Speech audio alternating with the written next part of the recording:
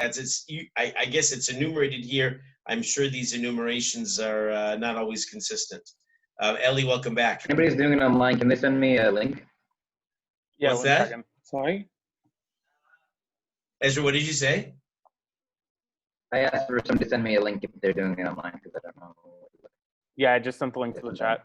Oh, that's nice of you. Thank you, Eitan. Okay. Did we conclude that the link was okay and everything, and that the translation was good? What was the question? Can you hear me? I can, but I didn't understand what you just asked. Could we conclude what? Did we conclude that the link was good, that the translation was good? Oh, I think he means if Safaria. If we think it's kosher by using Safaria. I think it's good enough. I think it's good enough for our purposes, since after all you're doing is following the text, and I'm giving you the translations and everything. This just helps the person become more proactive.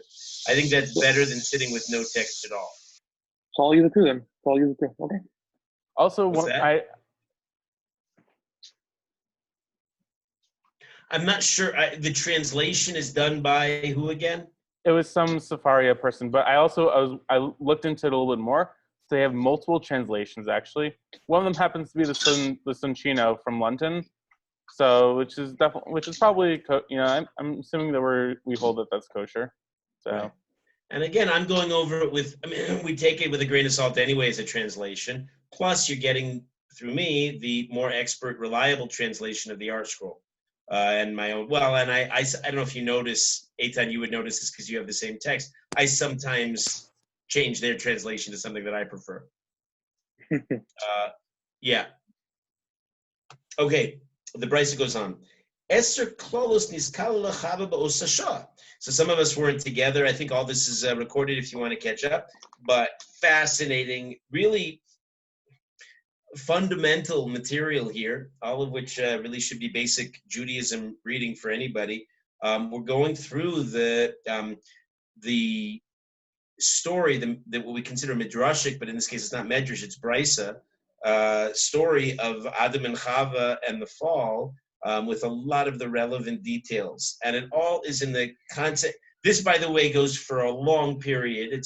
Sometimes this is the way of Chazal. When there's something of great consequence and importance, so you see how it continues on for a long period. Here it's in the keep in mind, I don't know if we'll get to that tonight, but this is all within the fence that Adam sets, and unfortunately, it's not a fence that's it doesn't work out so well because it's through he overshoots and doesn't quite tell Chava the whole truth, as we said last time, and so she stumbles and he stumbles, and we're all here as a result of that. You might know the story. There was 10 curses that befell Chava, and I don't know if you know this, but she has spiritual descendants. They call them women, and here they are, the 10 curses of women. Shenemar ela isha amar harba arbe itzvonech veheronech. To the woman he said, I will greatly increase your suffering and what is associated with your pregnancy. Okay, that's clear, maybe even famous, but this is the source. Right, so women, you have to realize also, the Mekubalim understand profound things from each detail here. That every time a woman throws up in the morning, and experiences whatever they experience in their suffering in pregnancy, it's part of the tikkun of women. We're in this world for tikkun, to fix things. There were things that were set crooked early on in history, and all of this, we need to do our part. We're always making tshuva, always fixing to fix this, and often that involves suffering.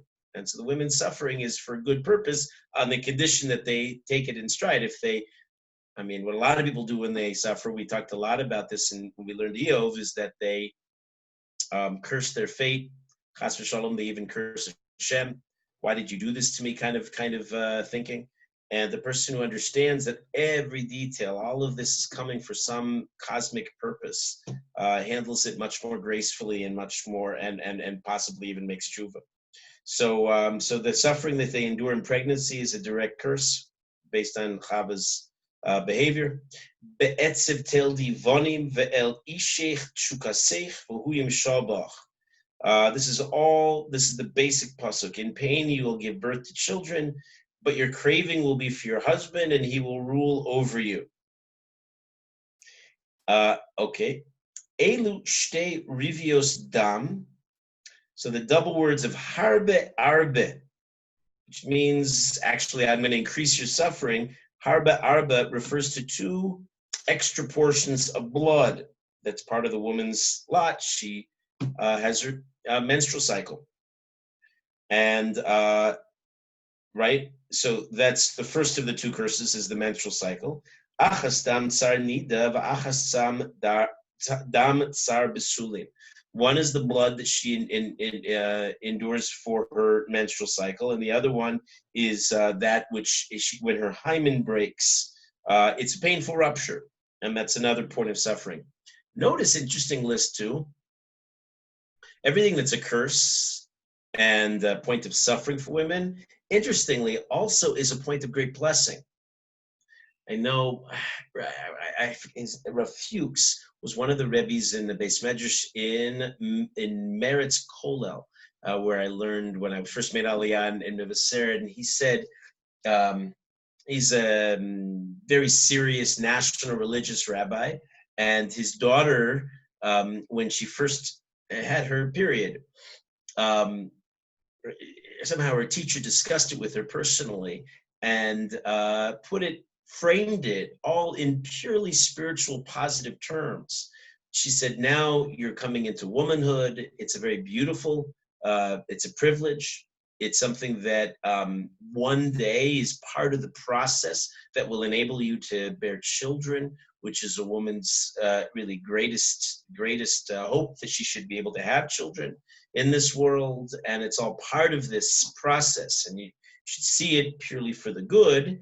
And the bad, the curse, is also good, because if they endure it well, then they're fixing the sin of Chava, right? So here, all of the, even though they're couched in very negative terms, all of them can be reframed in the positive, which is, of course, training us in general in life. That's how we approach all of our tsuras. How do we look at Corona? How do we look at the imploding economy? All of which could be trying to get us away from materialism, trying to get us away from maybe a toxic kind of social settings and other kinds of things. So these are the first 2 of the 10 curses, both associated with blood. Number 3, it says, your suffering is going to deal with it. That's the pain of raising children. The Binyan Yoshua, which is in the introduction to this art scroll, they say that the Binyan Yoshua is their default commentary, like Rashi. It was written by Rabbi Yoshua Falk, one of the primary Mefarshim of the 18th century. So we'll be referring to it too. So even though obviously both parents are involved in child raising, but the mother gets the brunt of it and suffers in the process of raising children. Veheronech Zetzar Ha'ibor. This goes back, number 4, the pain of pregnancy that she endures.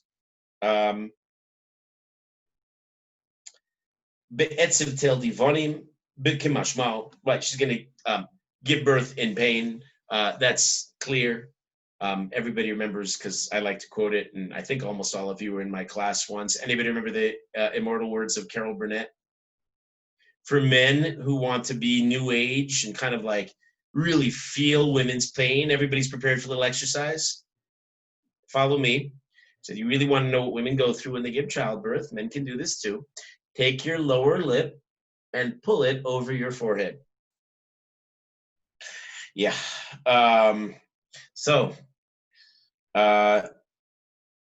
Apparently men wouldn't do as well. Women have quite a endurance threshold. They can really take it. And I guess that's all part of this, right? When you recognize that this is all part of what it is, I mean, the metaphor is so ripe. I mean, that's why we refer to this in messianic terms, nothing less.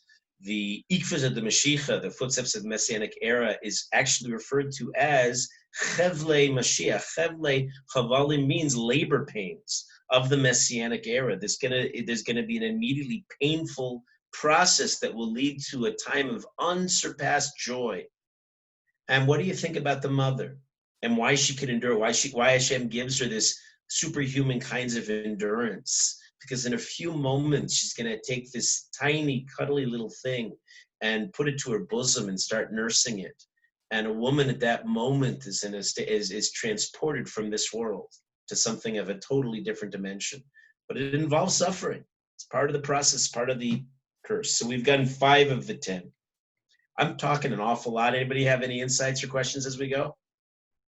Okay, then I will keep talking.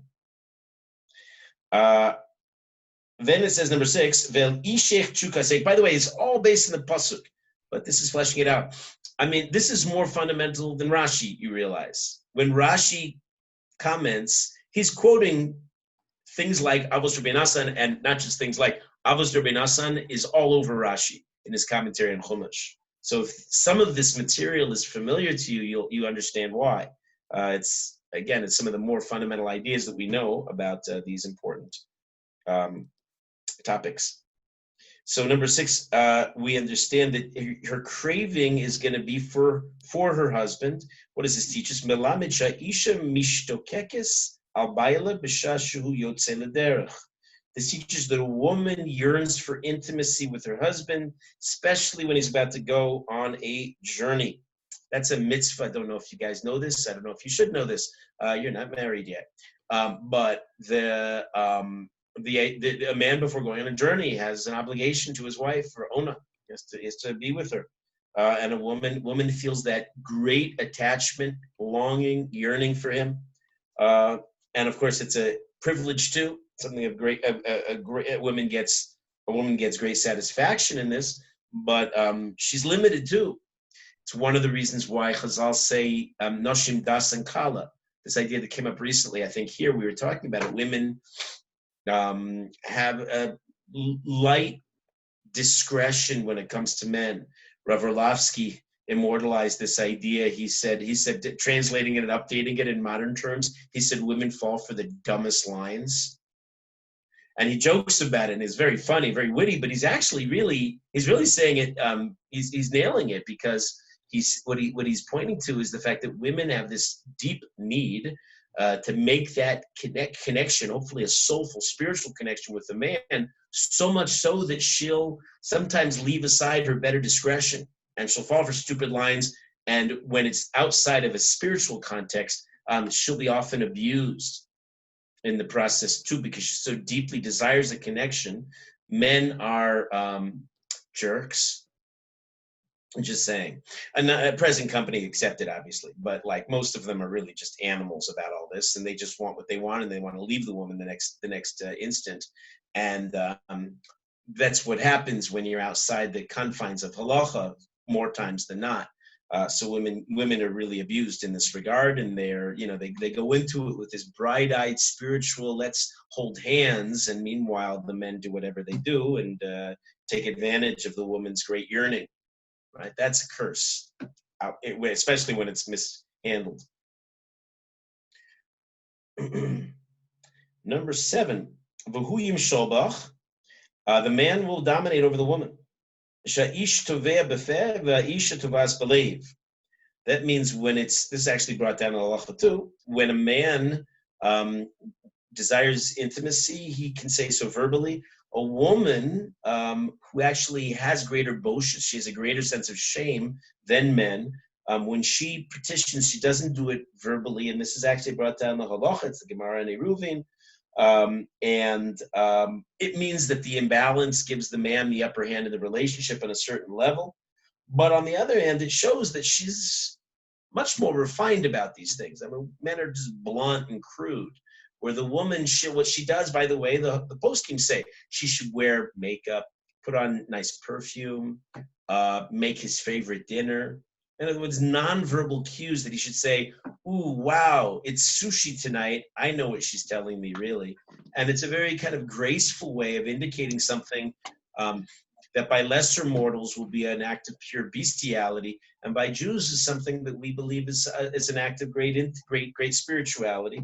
And women really manifest that in their wordless approach. Anyway, so this is a curse that's really a blessing. Yeah, go ahead. Is that part of halacha? It's halacha, yeah. Women don't. Just like that. By the way, and really, when the basic way of these things, according to the poskim, is women should initiate in these matters, and when they do, they don't actually initiate. They do it in wordless, subtle kinds of ways. I mean, hopefully, the couple has some kind of a good understanding of each other that he picks up on it. Some men are clueless. I recognize that, right? And sometimes, she'll walk around with a beautiful new dress and looking all gorgeous, and he's meanwhile, in his own world. Yeah. So try to try to be sensitive to your wife. What happens if your wife just doesn't initiate? Then should you? Oh my! Well, then you should take her to a good rebbitzin to teach her the halacha properly. Okay. Yeah, these are the ground rules, right? We all have to subscribe to them. We have to be in the same kind of halachic ballpark here, because if not, then there's not going to be a lot of intimacy in the marriage, right? Which is kind of part of the bedrock. That's what marriage is there for. There should be that intimacy, where we understand that that's good and holy and wholesome.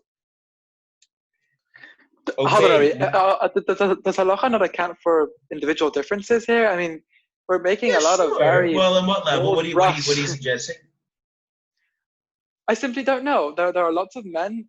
I don't, obviously, I'm too innocent to have had too many experiences with women, but I'm saying there are lots of men who would be quite shy and wouldn't be very comfortable being blunt about needing to have relations, and I'm sure there are women who will be quite blunt about it. Does the halacha specifically set guidelines? I think they accepted you in general nowadays that the men don't petition, they don't initiate. It's the women's initiation. Interestingly, also that would fit too. The man is obligated in pruvu, the woman's not. I find she's very helpful though. I mean, that's my experience.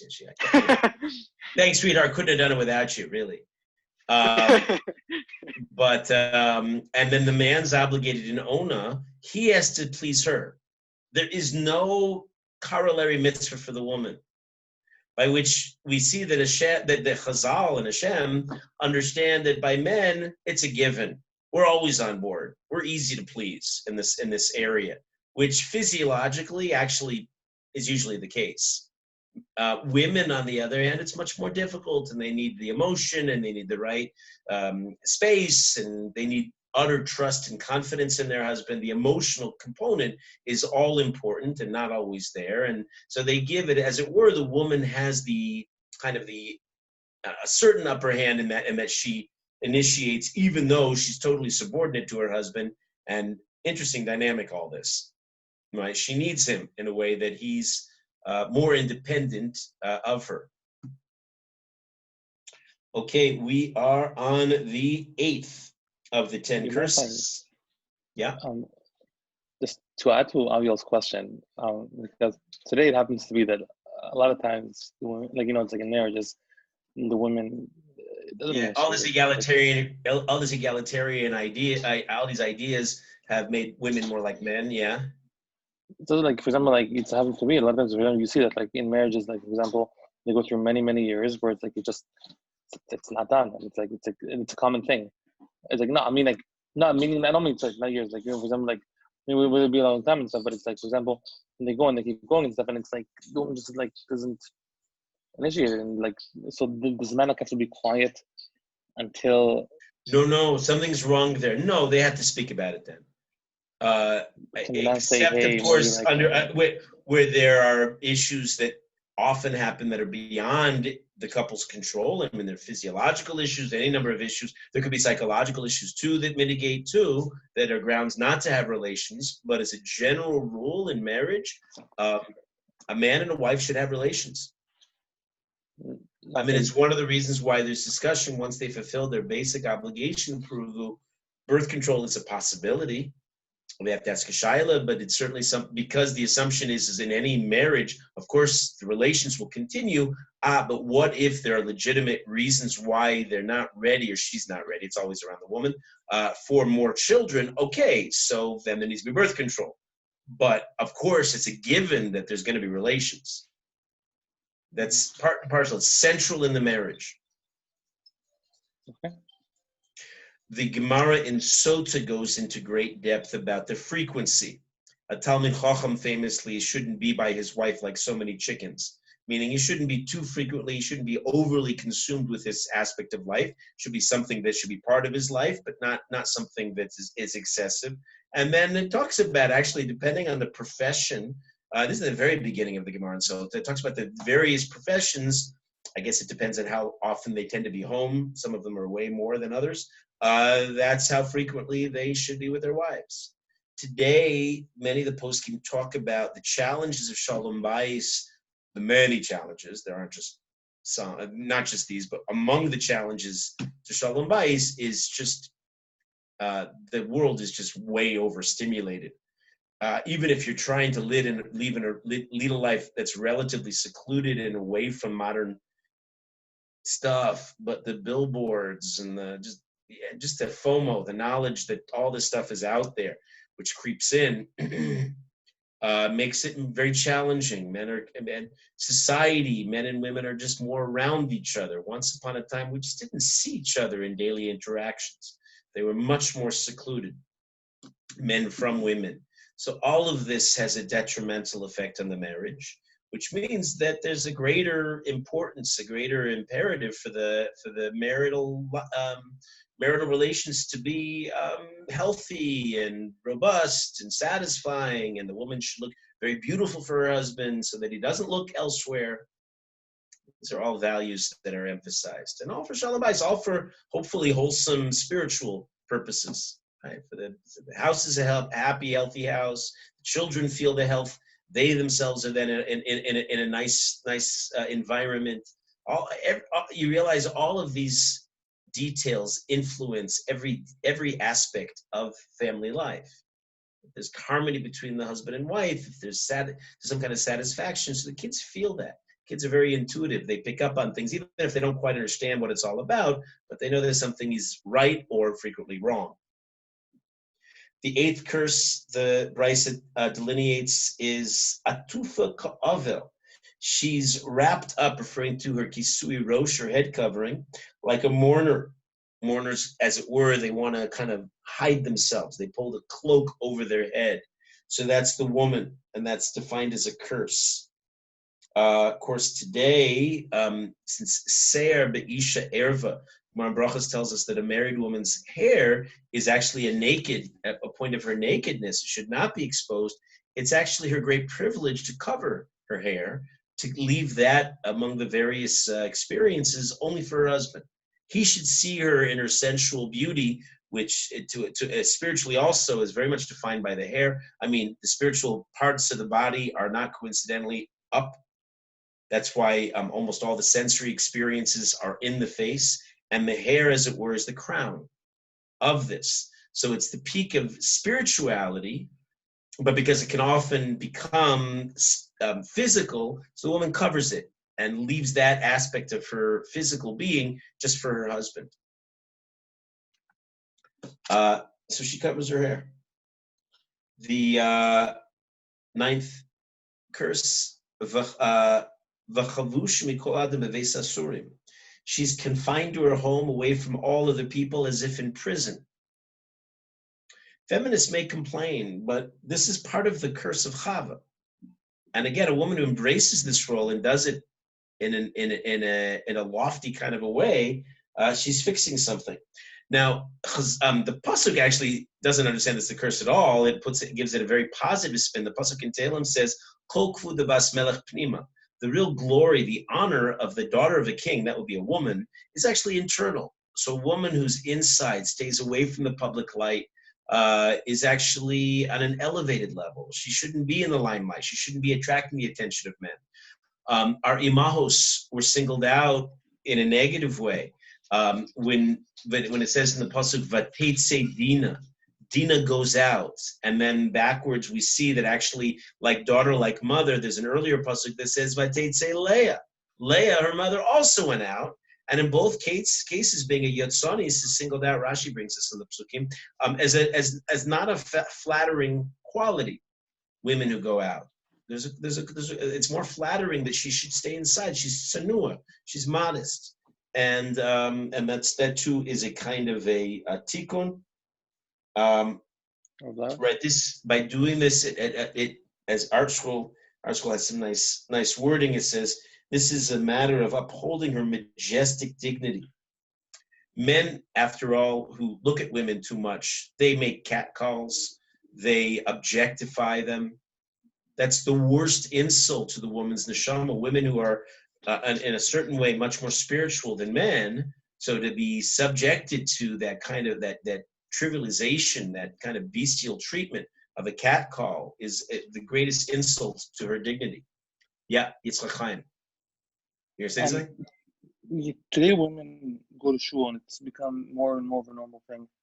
Yeah. So what do we say about that? So in a lot of the shuls, obviously there's separate seating, and in many instances they try to construct a shul that there'll be a separate entrance altogether, so that men and women have no interaction whatsoever. Hopefully the mechitza is strong enough and separate enough. The men are not looking into at the women. There is a it's a well-known thing, so I'll mention it by name because then the joke is well known. In one modern Orthodox synagogue in the Upper West Side, it's called the Lincoln Square Shul. Yeah. The mechitza is this big glass thing, and the men and women are facing each other. So they joke there that instead of the Lincoln Square Shul, they call it the Wink and Stare Shul. That's cute, but then also kind of shocking because that undermines the whole purpose of the thing.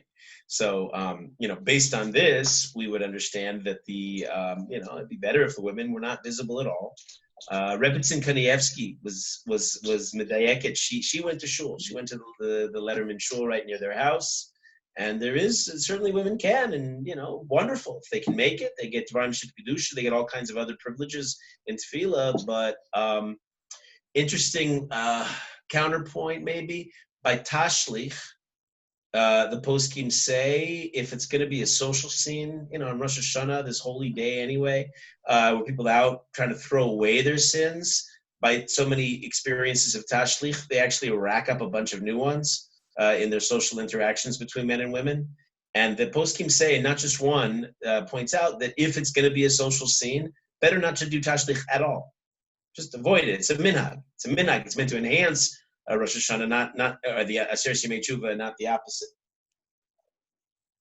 So there's a potential question on that. Like, for example, I go in there, it's like they'll interact within a lot of times the women, it's not just about the men looking at them, it's also about looking better beside their friends. The audio is not great, so I'm not quite getting. I'm getting most of what you're saying, but not all of it.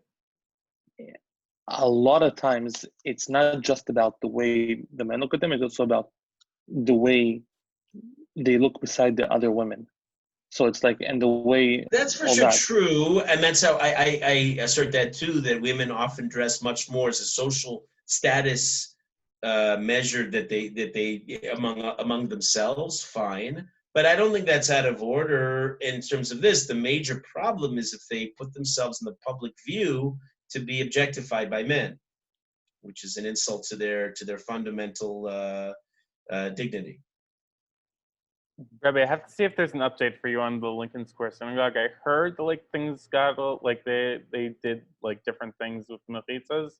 Oh, wonderful! Although terrible because now we can't say that funny line anymore. I love that wink and stare. That's just so funny. But great, power to them. Good to know. Let me know. Yeah. So and now we're rounding it out. And and finally she's cut off from all people besides her husband, so that and here the Mefarshim understand that this refers to the fact that she can't marry more than one man, or a man, at least according to Torah law, could marry more than one woman. Once she's married, she's purely for her husband. She's not open to any other possibility. Right. So those are all part of the tikkun of women, and we're just. I mean, I'm expounding briefly, and there's a lot more that could be said about all this, but I'm going to make a little bit more time if that's okay with you. Rabbi, just briefly, do you mind, like, could you just take a second just to trace, like, what Chava's sin was and how each curse is supposed to be a tikkun for it? Because there seems like a lot of intense curses over here. Like, Yeah. some of it does seem a bit much. Like, how exactly is it? I think the major theme that most of these fit under is the fact that she, before the sin, dominates her husband to a negative effect. And as a tikkun of that, she has to be subordinate. She's out in the world to a negative effect, out and about, carousing with the animals, whatever that means. And so to fix that, she needs to be inside. She needs to be brought in internally. I think between those 2 points, you find almost all of these curses are trying to fix that. Good? Elliot? Yes, yeah. To start. It's a start. Yeah, okay, great. Okay, we're going back to our original point that Adam made a fence around his words. Migaram the okay, this might sound familiar, but we haven't actually seen it until now. What caused, if you remember the whole Adam really misconveyed the command. The commandment was not to eat from the fruit. Adam added, you can't touch the tree. Hashem never said that. But Adam critically didn't tell Chava that was not from Hashem. You could add on to things. You could be machmer if you want to be machmer, but be clear, this is a chumrah, and it's not the essential mitzvah. But he didn't tell her that. And of course, Chava, once she touched it, said, oh, no big deal, nothing happened. And so she ate, and then he ate. So what caused this touching, right? And that ultimately led down the line to their eating the fruit. It was the fence that Adam, the first man, had made around his words. I mentioned this point. It's in a commentary from the Magen Avos. It's in the last paragraph, Eitan, you can see below, in which he says, wait, now, how do we understand this? You know, the Brisa had showed that the Nachash, the serpent, had actually eaten from the fruit, and that's what persuaded her. So it sounds like the Negiah, that touching the tree, was actually not essential. So the Magen Avos says, no, it was a process. He had to sort of break down her defenses. First, he started by touching the tree, and some say he pushed her into the tree. Once she had that, then already she was sort of open for the possibility that, hey, maybe Adam was a liar altogether. The Nachash ate, she ate, and then the whole situation spiraled out of control. So indeed, it really began because Adam was overly machmir without qualifying his chomer. Mikan Amru, from here the Chazal teach us, Im sagadam lidvarav, ein yachol lamod bidvarav. If a person makes a fence around his words, he won't be able to uphold his words. And again, we have to qualify this. I mean, since after all, the whole reason we're talking about this is the Mishnah Pirkei Avos teaches you should make a fence around your words. So we're not talking about a good fence that's understood and well calibrated. You know, you're just being machmir, and you know that this is what's DeRabbi, this is what's from the Torah, and this is my fence. Here, you shouldn't make a fence around your words and keep the thing as if it's Torah Misinai. That was the critical mistake that Adam made. And how do we know that a person should not do that? Mikan Amru, al Yosif Adam al Dvarim Shishomea. From here, we derive that a person should not add to the words that he hears from others. He hears, this is the halacha, say, this is the halacha. Some of you, I don't know, some of you say over halachic shiurim, I think. No? Eitan, you're in that position, right? It's very tempting to err on the side of stringency. But what we're learning from here is actually we should be precise. Say what it is and not more. Because one of the problems with ill-chosen chumras is sometimes it makes a person machmir, strict, in one direction, but that comes at the expense of something much more important and fundamental. So know precisely what the halacha is. Rambam always says this. He doesn't always say this, he says it once, but I always quote it. I'm the one who's always saying the Rambam. And that is that a person should know that The Torah, when it talks about arayos, is talking about the act of intimacy. That's what's prohibited, and that's what, in certain instances, is either chayav misa or kares. Person shouldn't say, "Oh, well, it's all misa, it's all kares." That would be a perfect illustration of this problem. It's all, once you hold hands with her, you're going down, buddy. It's no, from this point on, it's no good. Because then what a person will do is say, "Well, I'm already going to Gehenna. I might as well have a good old time in the process," and then he'll do everything. Rambam says, no. The one is offense, and the other is an isur. Let's distinguish. Let's make very clear what's what. Sounds Terribly like us important point. Yeah. from sounds like us from the original years of the Shiur. What was that? What did I say? Oh, right, kares. Yes. Yeah, right. It's so dangerous teaching in a place like Derech because you get quoted all the time, and every now and then the things they quote you saying you actually said, but not necessarily. They so misquote you. Yeah. Okay. No, I didn't say that. What can you do? So there's a real call out here for precision. Say just what it is, no more, no less. The other example is another favorite story is the one about, we don't eat nuts on Rosh Hashanah. Why do we not eat nuts on Rosh Hashanah? Because egos, one of the words for nuts, has the same gematria as chet, one of the words for sin. So the woman brings out a big pecan pie that she's baked right before Rosh Hashanah in front of all the guests. The husband embarrasses her and says, "You bake a pecan pie. Everybody knows that you don't eat nuts on Rosh Hashanah. Every idiot knows that. What are you thinking?" She goes around crying to her room. The man who's so machmir on not eating nuts to avoid sins forgets something much more fundamental, like you don't insult your wife publicly. Doing so is like killing her. As Rabbi Pittim is fond of saying, you know what else is the gematria of the word chet? The word chet. Meaning, as much as you don't eat nuts on Rosh Hashanah to avoid sin, you don't sin on Rosh Hashanah, to avoid sin. Aviel? No, I was just going to ask what that meant, but then you explained it. So we have to be careful and make sure that we do the right thing, make the fence, but make it clear in our own minds and everybody else's mind, this is a fence. It's not essential. And that if ever there's a reason not to do it, okay, so don't be overly strict about things where there's a room for leniency. Rabbi Yossi Omer Tov Asar Tfachim V'Omed Mimea Ama V'Nofel. As a metaphor, Rabbi Yossi said, better a wall that's 10 tfachim, 10 handbreadths high, this is a tefach, that will stand than a wall that's 100 cubits high. Wow, what a wall that's going to fall. Meaning, don't overshoot. Go modest. Go humble. Do something basic. And if that's going to endure, that's going to work for you. Fantastic. Don't overshoot. Something that and of course, that's the Yetzer Hara. The Yetzer Hara wants us to overshoot, wants us to build, chumras upon chumras, and drive us crazy in the process, so that we just eventually, throw up our hands in disgust and just, can't deal with it anymore. No. Be moderate. Try to do what's reasonable, but not overly extreme. And extreme is relative. You have to assess the situation.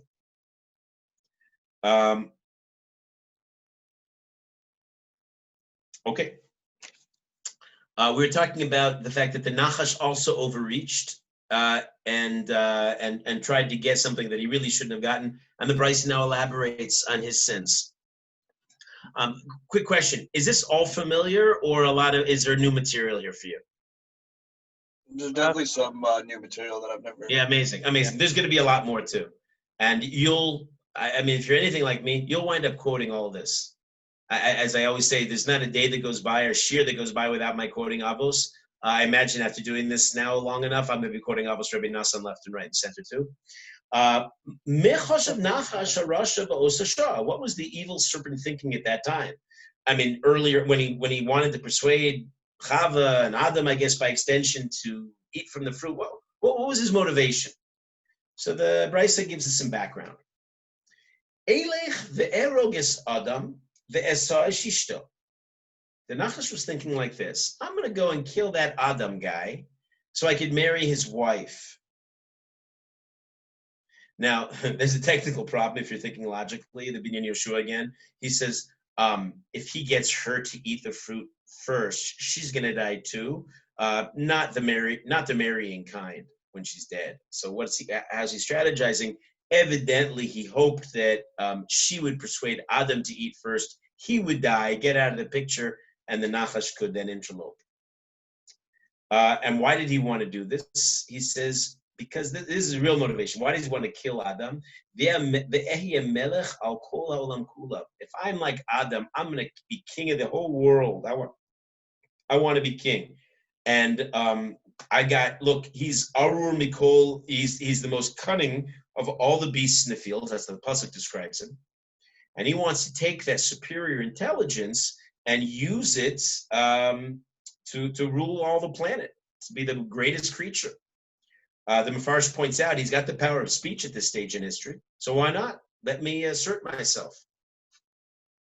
Ve'elech b'koma skufa, I'll go like a human being with an upright posture. Remember, before the sin, he had one. He walked like a human being. Ve'ochel kol ma'adane olam, and I'll eat all the yummy, yummy food of the world. We're gonna see why he was jealous, particularly of Adam's ability to do this. Amar lo Kadosh Baruch Hu. So Hashem said to him, "Ata amarta eheroges Adam ve'esas Chava."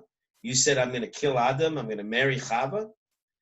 So all of this is derived, as almost everything else is derived in Psukim, from the curse that Hashem gives to the Nachash after the sin. And here you have to think, like, okay, based on the curse, working backwards, we understood why Hashem is punishing Mida Keneged Mida, measure for measure, because we see that this is kind of like what the Nachash had in mind all along. Was the snake, like, before the sin, like, second in the pecking order? That's what it sounds like. I mean, remember, the snake has some kind of supernatural kind of qualities. The Medrash, we quoted it a lot by Eov, said, Hainu Nachash, Hainu Malach HaMavis, Hainu Yetzahara, Hainu Leviasan. Is all these qualities in one. So we're supposed to take it literally about the snake. Are we supposed to take it literally as well? Well, about this snake, the primordial snake. The modern day snakes, maybe not, but then again, they're after the sin. Right, after all the curses. Right. So wasn't this like the job of the Nachash? Say it again, Yitzchak Chaim? Meaning, wasn't this like the job of the Nachash? Like, wasn't the Nachash basically the Yitzhara? And why would Hashem tell him he shouldn't have done this? This is his job. This is what he was made to do. Good question. How he reconciles, especially in light of what we said, that he's always coming, he's always doing Hashem's bidding. How do we understand this? And if he's doing Hashem's bidding, why would Hashem be cursing him? Great question. The Bleiweiss is not going there, so I'm not going there either, because it would take us wildly beyond the pshat. Go look it up. Hi, Ben. Hello. Hi. We're delving into the secrets of Gan Eden in the Avos Rabbi Nosson, in the this great collection of brises that follows Avos in Shas. So Kadosh Baruch Hu had said to the snake, he says in his punishment, he says, you told me that you want to kill Adam and marry Chava. Lefichach Eva Oshis. Therefore, really perfectly on target, he says, I'm going to put enmity between you and the women. They've not been the best of buddies since then. So that you'll never have any realistic kind of contact with her. Right? And this already working backwards means that beforehand he actually wanted some kind of intimacy with her. Just help me a second, Rabbi. It's not like he made them enemies with women. He made them enemies with the whole of mankind. It's not like a spider. Women are the ones who stand on chairs and go berserk. It's true. But women particularly, more so than their male. But with snakes, and I've seen it with spiders and mice. Yeah, I was gonna say, it sounds like the translation should be spiders and cockroaches nowadays. That's fair enough. Well taken. No, seriously. I mean, seriously. Yeah, it's a kasha. It's a kasha. What would I say? I don't know if I have a teretz to it. Yeah, I think I go back to what I'm saying. The major aversion is felt by women. Men do too. Is that why I've never been able to find someone that wants to have an apartment with my pet snake? I didn't hear all the words. What? Is that why it's been so hard to find someone that doesn't mind a pet snake? It might be. It also might be something you leave off of your shidduch resume. It's not on there, by the way. Oh, just saying. You never know. I'm here for all kinds of advice, Okay. The Brisa goes on. Ata amarta ehyeh melech al kol ha'olam. You said I want to be king over the whole world. So how does Hashem punish him? Lefichach, and again, work backwards. How we figured all this out. The Brisa. Lefichach arurata mikol ha'behema.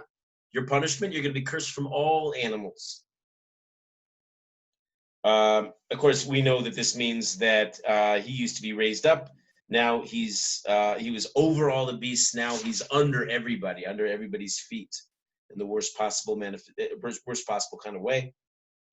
Ata amarta elech bekom eskufa. You said I'm going to walk with an upright posture. Lefichach al gechoncha tzelech.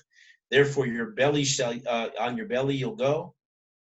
Other creatures lift their legs when they move around. The snake slithers. Atamarta ochel kol ma'adane olam. You said I'm going to eat all the delicacies of the world. Lefichach afar tochal kol yemei chayecha. You're going to eat dust all the rest of the days of your life. Now, the fact that the Nachash was cursed, the Brisa indicates was a loss for everybody as follows. Rabbi Shimon ben Menasya Omer, Chaval al Shamish Gadol Sha'avad Min Olam. What a shame for this great Shamish, this great servant that could have been somebody, could have been a contender, could have been somebody helpful. Right? This is a metaphor for all of us. When everybody has their virtues. People who don't rise to their potential, they lose, but the whole world loses. And this is illustrated by the Nachash. Shil Malin is Kala Nachash. If this curse had never befallen the Nachash,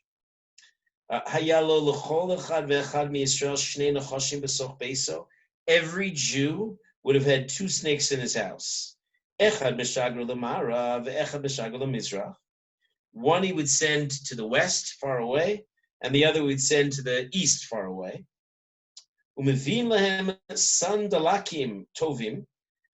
They would basically go and scour the world and bring back. They would forage the world and find the most precious gems. Avanim tovos, margolios, great pearls, stones, precious stones and pearls. V'chol klei chemed tov tzevaolam, and all kinds of desirable items in the world. Ve'en kol birya yechol lachziko san. No creature would be able to hold him back. I mean, man would have the most loyal of pets. Rover, eat your heart out. We'd have the snake who'd be on board and helping us. By the way, Eli, I'm suggesting this might be an answer to your question. On some level, the Yetzer Hara is the snake, right? Oh, is this Eli's question? Maybe this is Chaim's question. Sorry, I'm getting confused. But the Yetzer Hara is the snake. If the Yetzer Hara wouldn't be cursed, we would use the Yetzer Hara for productivity. After all, potentially we do. We have children, we build houses, we compete in the base medrash. Right? The Yetzer Hara is not intrinsically our foe. We just have to know how to utilize it together to work with our Yetzer Hara. But because of the curse, as it were, the snake is seen as the antagonist to the man as opposed to his helpmate, as a creature who's going to help him. That was my addition to the discussion. Not only that, Elishayu machnisin osan tachas gamal, tachas chamor, tachas pered. People would have substituted, instead of using donkeys and mules and the like, they would have used snakes, because these other creatures are not all that bright, and they do some pretty some mindless kinds of things when people are trying to farm and get around in the world. The snake would have been the best. The snake was more cunning, smarter than all the other creatures. The umotzin zvolin laganos fardesos. They would also carry manure to fertilize the gardens and orchards, and they would use their wiles to make our lives much easier. I mean, the fact that our lives are as difficult as they are is not inevitable. That's one of the reasons why when we describe Mashiach as being a time when we'll have time to sit around and learn, Hashem will make it that the world will be just much more manageable. Let's say, as like in Gan Eden, when we ate food, a little bit went a very long way, was perfectly nutritious, and you didn't need all that much. So food itself wasn't a major effort. You didn't have to waste a lot of time. You could instead, you could sit and learn Torah much more in depth and not be engrossed in the physical.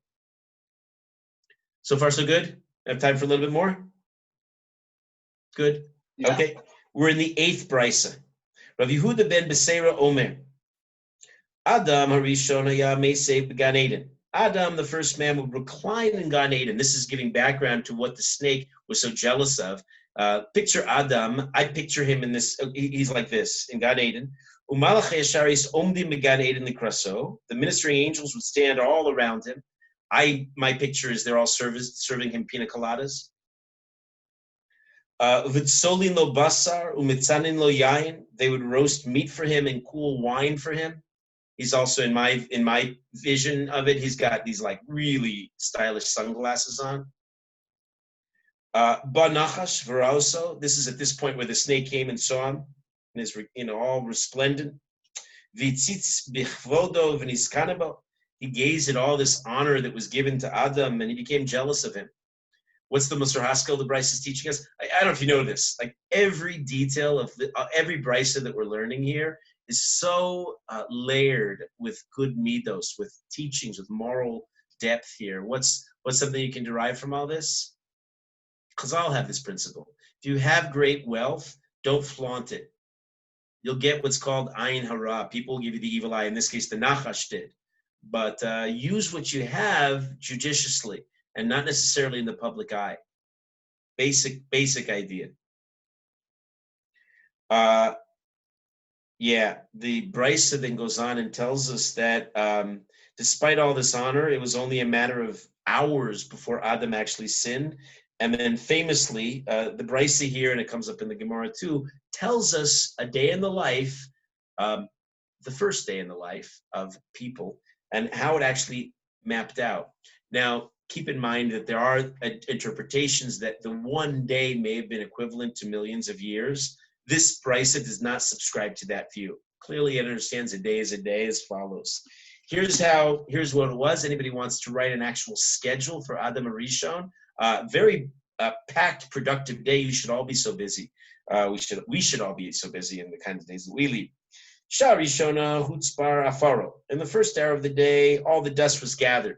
Remember the description of the creation of Adam as Hashem took dust from all the four corners of the earth. One of the reasons is that when man dies, he should be able to be buried anywhere on the planet, and the dirt will be in its natural habitat.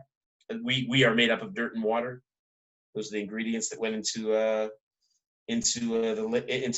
Adam. So in the first hour, all was being gathered to create the man. Shnia Divra Tsuraso. In the second hour, his form was created.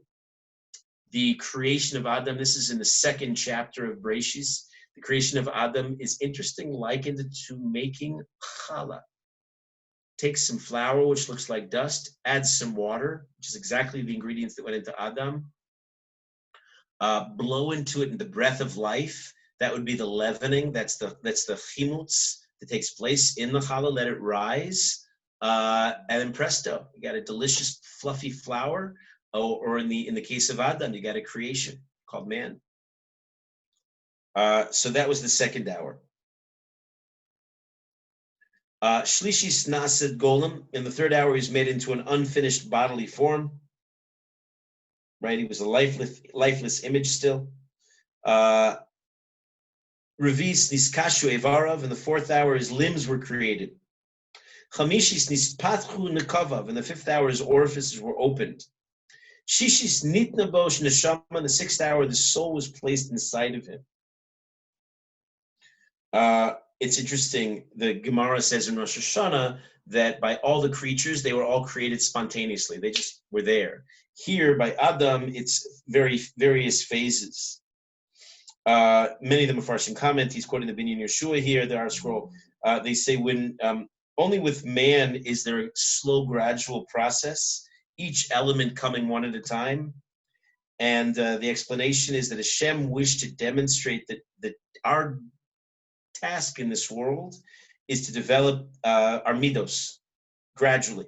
And we know that this is a step-by-step laborious, difficult process.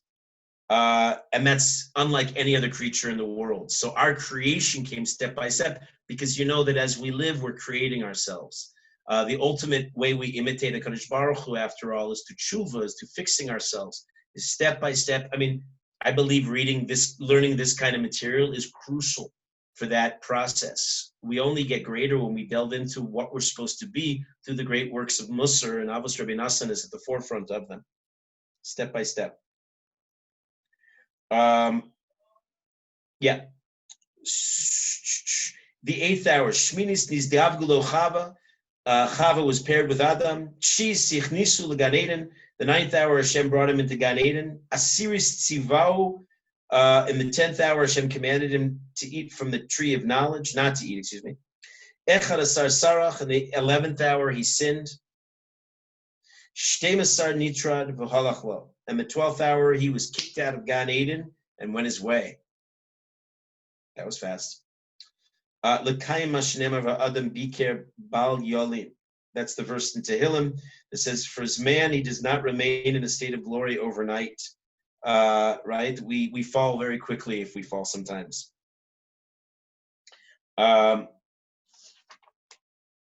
Okay. Tomorrow, Bezras Hashem, we'll connect a lot of these dots and we'll describe what happens in the time of creation and ultimately get onto the other fences that we have to fix. Any thoughts or questions? All right. Have a good afternoon or evening wherever you are. And in 15 minutes, I'm on for Makos on this link. Thank you. Okay, good to see you all. Bleiweiss?